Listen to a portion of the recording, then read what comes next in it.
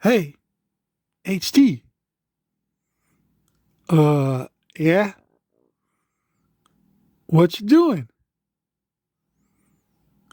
Hmm. The HT is about to give his take on Joe Rogan versus Sanjay Gupta ivermectin ivermectin controversy. Oh, don't you think that might be kind of dangerous, HT? And why is that, my friend? Because Joe looks like a strong dude, and he might come after you. Do not fear, my friend. For HT's mental powers are 10 million times mightier than any man's strength here on earth. And if any man were to come near HT, he would simply use his mental prowess and twist him into a pretzel. Whoa. Very well then, HT. Continue. All right then. First, HT must take a few points away from Joe in this here ivermectin scandal, in that Joe said that all of the CNN commentators were laughing at him for taking ivermectin. But the clip his show that Joe's show chose to put up clearly did not show the CNN anchor ridiculing him. So that's just a small point against Joe there. But to the bigger picture, Joe actually educated HT on ivermectin because HT thought that the only thing ivermectin was used for was as a dewormer. And HT got this idea from CNN's biased reporting that made it seem that this was the actual case.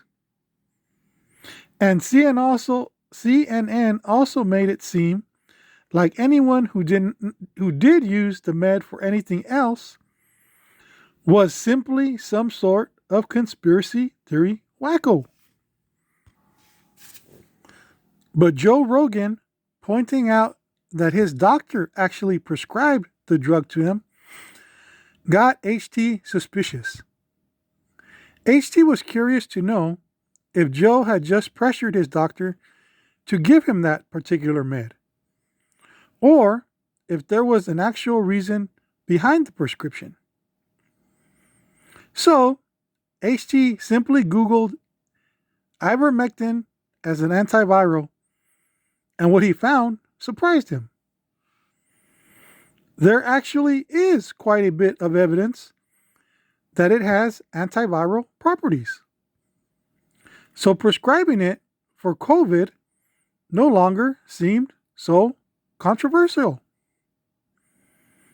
Thus, where CNN is correct in that it is mainly prescribed as an antiparasitic, the way in which they suggest that this is its only purpose and that taking it to fight against COVID is idiotic is simply putting forth an ideologic false narrative. Ideologically false because it seems to the HT that CNN's main quip against ivermectin has to do with it being brought up by people on the right as a possible treatment for COVID. And to CNN, anything brought up from people on the right necessarily has to be some kind of QAnon nutjob idea.